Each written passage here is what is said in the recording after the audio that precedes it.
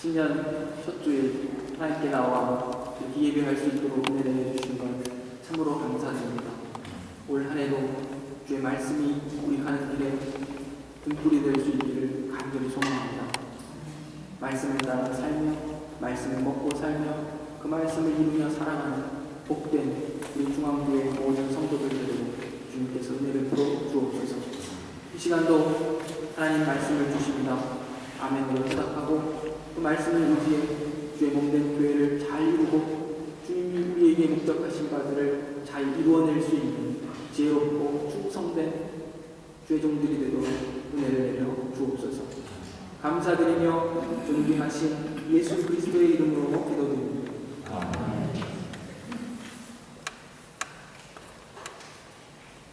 올 한 해 우리 교회 표어가 그리스도의 장성한 분량에 이를 교회입니다.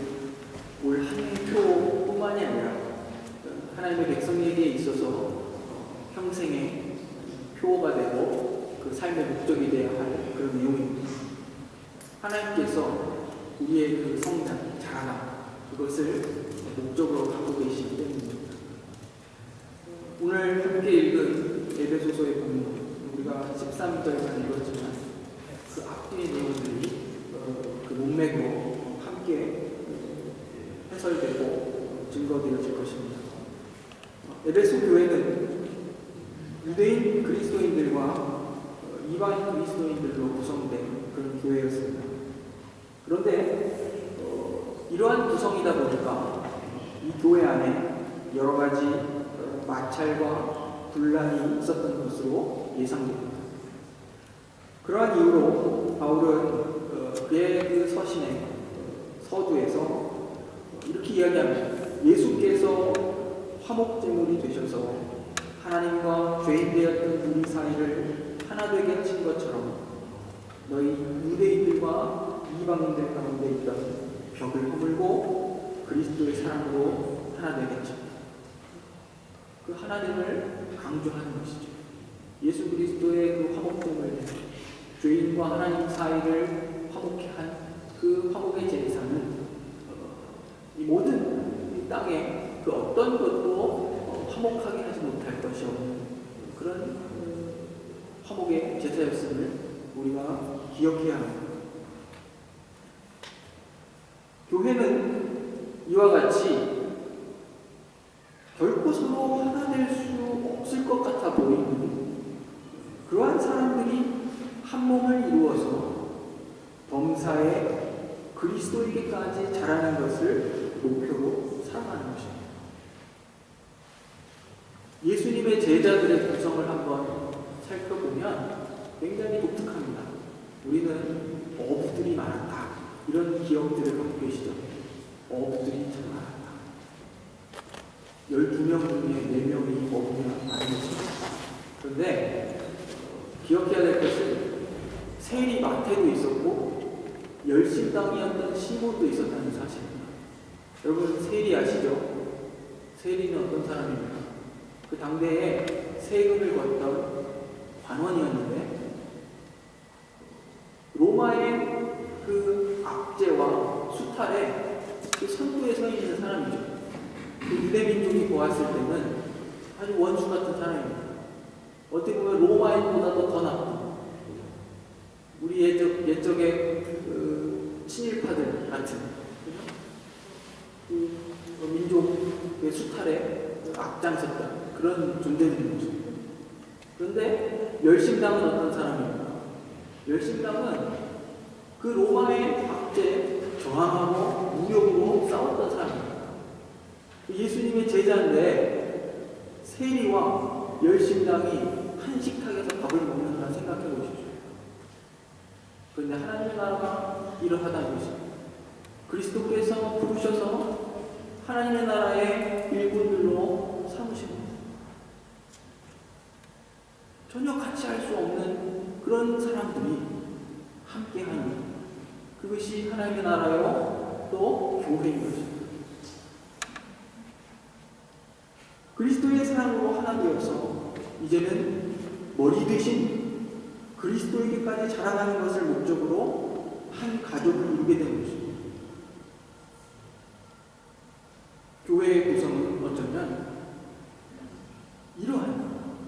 구성일 것이다 생각이 듭니다.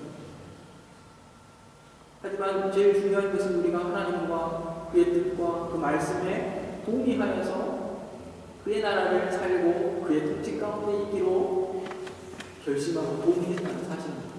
이것이 대단한 은혜입니다. 교회를 그리스도의 몸으로 비유합니다. 이것은 비유입니다. 어떤 비유겠습니까? 우리 각 사람이 마치 몸의 그 각 지체와 같다 이런 뜻입니다. 피와 살과 뼈로 이루어진 유기적인 몸같이 교회가 그렇게 몸처럼 구성되었다는 것입니다. 그런데 그보다 더 중요한 것은 그 구성의 원리보다도 더 중요한 것은 그 교회를 그렇게 몸으로 이루신 목적입니다. 한 몸과 같은 유기적 공동체가 된 교회의 목적이 무엇인가? 그것입니다. 쉽게 말하면 그리스도의 장성한 분량에까지 자라는 것을 목적으로 갖고 있습니다. 이 성장, 자라남이라는 말은 더 쉽게 반복적으로 에베소서에서 지금 4장에서 설명되고 있는데 4장 15절에서 이렇게 이야기합니다. 사랑 안에서 진리를 쫓는 성도의 자라감, 그리스도에게까지 자라가는 그 자라감이 무엇이냐? 사랑 안에서 진리를 쫓는 것이다. 이렇게 이야기합니다. 자라고 자라서 교회의 머리가 되시는 예수님을 닮아 그에게까지 자라가는 것, 그것을 말하고 있습니다. 또한 이것을 바울은 다른 표현으로 이야기하기를 어린아이가 되지 않는 것이다 이야기합니다. 또 이 말은 한 사람의 속임수와 간사한 유혹에 빠져 온갖 교훈의 풍조에 밀려 요동하지 않는 것, 이것이 또한 자라남의 내용으로서 설명되고 있습니다. 신자의 성장이란 예수님이 누구시며 예수를 통해 나타난 하나님 아버지의 뜻이 무엇인지를 잘 알고 믿는 것입니다. 신자는 자라면 자랄수록 사랑으로 살고 사람의 속임수와 간사한 유혹에 빠지지 않고 세상의 그 어떤 교훈의 풍조에도 흔들리지 않게 된다. 이것이 신자의 성장입니다. 예를 들어서 에베소 교회에는 여러 가지 문제들이 있었을 것으로 보입니다. 유대인 그리스도인들은 율법을 강조했을 것입니다.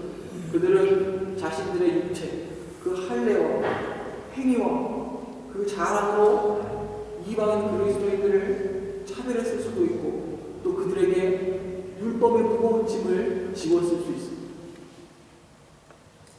예수께서 십자가로 성취하신 것이 무엇인지를 알지 못해서 여전히 그들의 신앙은 자기 증명과 자랑을 위해 신앙하고 있는 것입니다. 반면에 이방인 그리스도인들은 세상에서 살던 가치와 그 생활 방식을 버리지 못하고 그대로 교회 안에 들어왔습니다.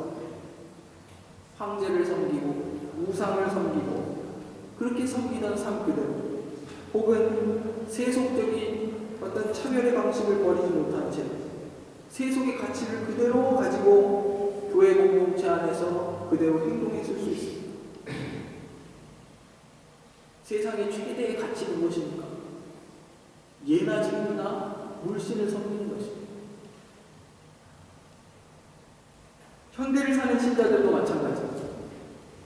바리새인들과 같이 자기의 의와 거룩을 증명할 목적으로 신앙하고 있을 수 있습니다. 그들에게 예수의 십자가와 그것으로 나타난 하나님의 사랑과 긍휼에 대한 깊은 경험과 묵상이 없어서 그렇습니다. 어쩌면 우리가 속한 그 사회의 규범과 그 문화로부터 그 예절 등등으로부터 우리가 자유롭지 못하기 때문에 그럴 수도 있습니다. 한국 사람들은 대체로 유교적인 질서, 어떤 체면의 문화 이런 것들에 매여 있죠. 오히려 우리가 시대의 아들들로 혹은 어떤 한 지역의 특별히 그 역사의 한 지역의 따라서 그 지역의 습관과 관습을 따라서 산 그 결과로 그 경험들이 오히려 신자의 어떤 자유와 진리를 추구함 그것들을 방해할 수도 있다 이거죠. 이미 이러한 예에 대해서는 제가 지난 한 해 여러 차례에 걸쳐서 말씀을 드렸습니다. 어쨌든 이러한 율법적 신앙 행태는 형제들에게 상처와 불안을 주게 됩니다. 또한 세속적인 가치와 생활 방식 그것을 그대로 유지한 채 신앙생활하는 경우도 지금 우리 가운데 있습니다. 여전히 세상에서 중요시하는 그런 가치들이 있죠. 돈과 학벌과 신분을 중요시하는 그런 풍토들, 사람을 경시하는 것들, 반생태적인 어떤 문화들, 사람을 끊임없이 서열화하는 어떤 내용들, 그러한 것들이 여전히 우리 안에 한 구성 요소로서 자리 잡고 있습니다. 예수를 배우고 하나님의 나라와 그 가치와 질서에 대하여 이야기하고 들어도 바뀌지 않는다. 어찌 할지 모르겠습니다. 돈이 사람과 생명보다 중요한 그 세상의 가치에 여전히 우리는 물들어 있지 않는지 돌아봐요. 곤란을 피하기 위해 혹은 불이익과 불편을 감수하는 것이 두려워서 적절히 불의와 불공평을 외면하고 타협하면서 그것은 나의 책임이 아니라 그렇게 말하고 있지 않습니까? 차별 없는 하나님의 나라를 산다고 하면서도 세상이 사람을 평가하는 방식대로 여전히 내 자신을 평가하고 형제와 이웃을 평가하고 있지 않습니까?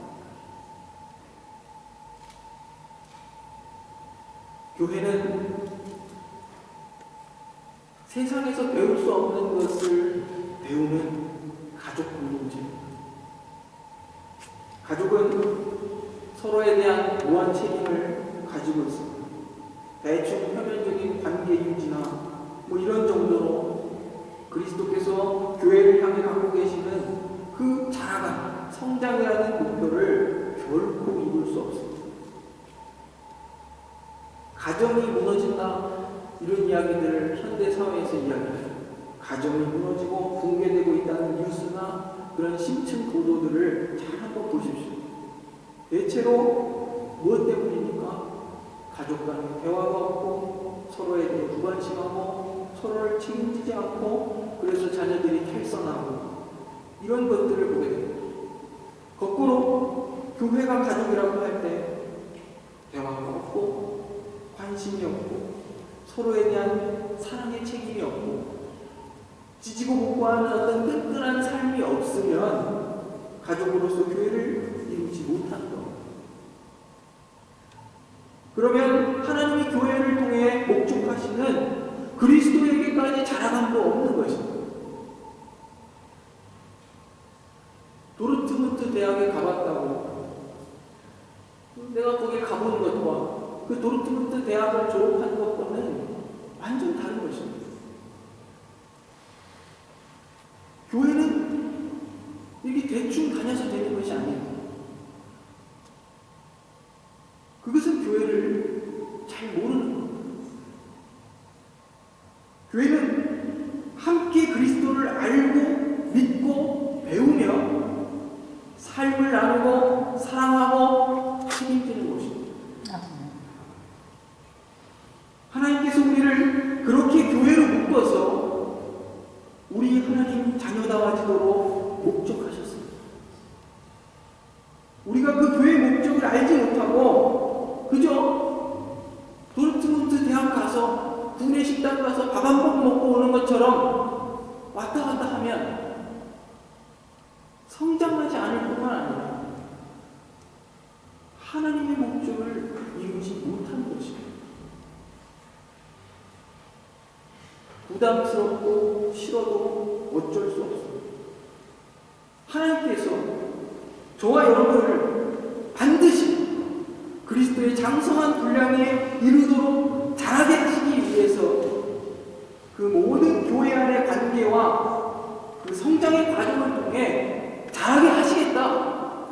그렇게 말씀하십니다.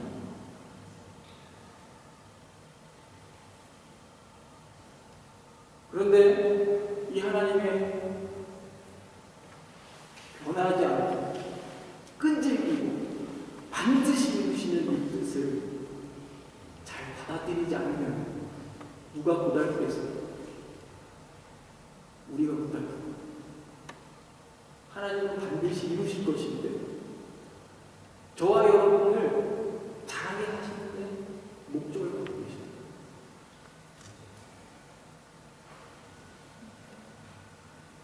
귀찮고 책임지기 싫다고 버티면 우리만 고달프고 하나님의 목표가 이미 세워져 있으므로 버티면 버틸수록 고달파집니다. 여기 앉아있는 많은 분들이 아마 우리와 비슷한 경험들을 갖고 계실 겁니다. 하나님께서 우리 각자에게 두신 목적을 이루시기 위해 그 모든 방법을 동원하시고 우리 각자를 그 목적하신 곳까지 자라게 하시려고 우리를 이끌고 가시는 그러한 하나님이십니다.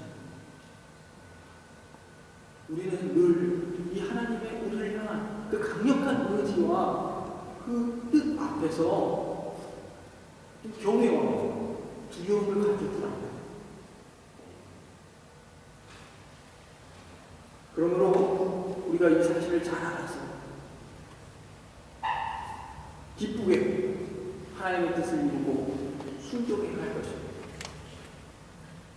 우리는 머리 대신 그리스도에게 연결되어 있는 한 몸입니다. 이제 머리 대신 그리스도의 뜻을 따라 각 지체가 된 우리는 그 지체의 분량대로 봉사하고 일할 책임이 있습니다. 맡겨진 자기 분량대로 몸을 위해서 일하는 것입니다. 각 지체가 일함으로써 온 몸이 자라는 것. 우리의 봉사와 일함, 교회 안에서의 모든 교제와 그 모든 일들이 우리 모두를 그리스도에게까지 자라도록 하는데 그 모든 목적을 갖고 있다는 거죠. 그래서 어떻게 보면 일이 잘 안 돼도 괜찮습니다. 더 중요한 건 뭐예요? 그 과정 가운데 하나님의 그 뜻이 이루어졌는 것. 내가 그 과정 속에 거룩이라는 열매를 내어놓았는가? 하나님 그걸 더 보신다는 겁니다. 한번 생각해 보십시오. 저와 여러분이 이제 하나님 앞에 설 날이 올 텐데 그리스도 앞에 섰을 때 그리스도께서 장구를 들고 제시겠습니까? 너 이 목표치를 채우지 못했다. 우리 주님이 공장장이십니까? 주님께서 우리를 뭘로 평가하실지 깊이 생각해요. 내가 생각하는 내 업적들, 내가 가진 자랑들 전혀 아닐 수 있습니다.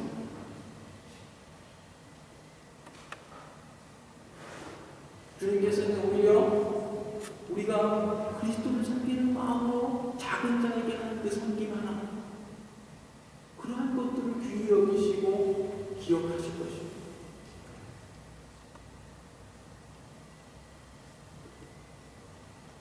새해에 우리가 어떤 구역 모임, 조별 모임을 가지려고 합니다. 친구 시간에 조별로 나누어져서 모임을 가지려고 합니다. 보면 우리 참 대화가 많이 부족하고 또 어떨 때는 우리가 참 대화의 기술이 부족하다 이런 생각을 할 때가 있습니다. 예배 후에 이렇게 교제 시간들을 잘 살펴보면 어쩌면 우리의 좀 길어진 대화가 서로에게 불화를 가져오지 않을까 두려워 빨리 헤어지게 하지 않는가 이런 생각이 들 때도 있습니다. 조별 모임 시간을 통해서 좀 모두가 긴장을 풀고 또 좀 꾸밈없이 진솔하게 말씀도 나누고 삶을 나누는 그런 시간을 가질 수 있기를 바랍니다. 처음에는 멍석 깔아놓고 대화하라고 하면 굉장히 힘들죠. 그런데 조금 여러 번 경험해보면 스스로 꾸미지 않고 또 뭐 그 시간이 자기를 자랑하거나 변명하는 시간도 아니기 때문에 소소하게 하나님께서 내 삶에 개입하시는 부분들을 서로 나눌 수 있고 큰 내용이 아니더라도 서로의 삶을 공유할 수 있는 그런 참 진짜 교제가 있는 그런 시간들이 될 수 있을 거라 기대됩니다. 막 누구 한 사람 혼자 이야기하는 시간도 아니고, 그죠? 모두가 자기의 삶을 조금씩 이야기하고 또 한 주간의 삶을 돌아보면서 하나님이 어떻게 그 한 주간의 삶을 나를 지도하시고 말씀을 통해 깨닫게 하시고 이끌어 오셨는지 이런 삶들을 좀 나누는 좋은 시간들이 됐으면 좋겠습니다. 그래야 가족입니다. 식탁에서 말 안 하고 밥만 먹으면 참 어색하죠. 근데 제가 요즘 집에서 그러고 있습니다. 그렇죠? 저희 아이들과 아내가 들으면 당신이나 잘하시고 그럴 겁니다. 그런데 하나님이 우리 그렇게 하라 하십니다. 집에서도 그렇게 해야 되고 교회에서도 그렇게 해야 되고 우리에게 주어진 사명을 막연하게 생각하지 않았으면 좋겠습니다. 막연하다는 건 뭡니까? 그냥 헐리 잡히지도 않을 것 같은 이야기들을 하는 것이죠. 교회의 사명 다 터놓고 이야기하고 헌금을 늘리고 사람을 늘리고 행사를 늘리고 그것 우리의 사명 아닙니다. 우리의 사명의 그 목적은 한 몸 된 교회로서 자라가는 것입니다. 사랑 안에서 우리 몸을 세워가는 것입니다. 이 말이 파격적이라고 생각하지 마십시오. 제가 말씀드렸잖아요. 우리 모두 이 땅에서 신자된 삶을 다 마감하고 주님 앞에 설 때 무엇으로 평가받을 수 있을지 진지하게 한번 생각해 보시는 거예요. 주님이 원하고 바라시는 것은 참으로 우리가 주님 닮아가는 것입니다. 옛사람을 벗고 그 심령이 새로워져서 하나님의 형상을 쫓아 의와 진리의 거룩함으로 지으심을 받은 그 사람을 입는 것입니다. 그것이 교회를 향하신 우리 각자를 향한 우리 하나님의 목적이십니다. 우리를 교회로 누구신 목적. 올 한 해 이 자라감의 목적, 사랑 안에서 서로 세워져가는 그 목적을 잘 이루신 우리 중앙교회 성도들 되시기를 간절히 축원합니다. 기도하겠습니다. 거부할 수 없는 하나님의 은혜와 그 사랑을 너무도 잘 압니다. 그 하나님께서 우리가 그리스도의 장성한 분량에 이르기를 목적하셨다는 사실도 너무 잘 압니다. 주여, 우리 안에 여전히 남아서 우리를 괴롭히고 우리의 성장을 가로막는 썩어져가는 옛 구습을 따르는 옛사람을 벗어버리게 하옵소서. 그리고 그리스도께서 십자가와 부활을 통해 성취하신 하나님의 형상 의와 진리의 거룩함으로 지으심을 받은 새 사람이 있게 하옵소서. 우리가 그리스도의 장성한 분량에 이르도록 자라게 하실 목적으로 우리를 교회로 한 몸으로 부어주신 줄 배웠습니다. 책임있게 교회된 삶을 감당케 하시고 사랑 안에서 각자에게 맡겨진 사명을 잘 감당하여 함께 세워져 갈 수 있도록 붙들어 주옵소서. 우리에게 요구되는 이 자라감의 책임을 피하지 않게 하시고 기쁨으로 감당할 수 있도록 힘과 용기와 지혜를 허락하여 주옵소서. 예수님의 이름으로 기도드립니다.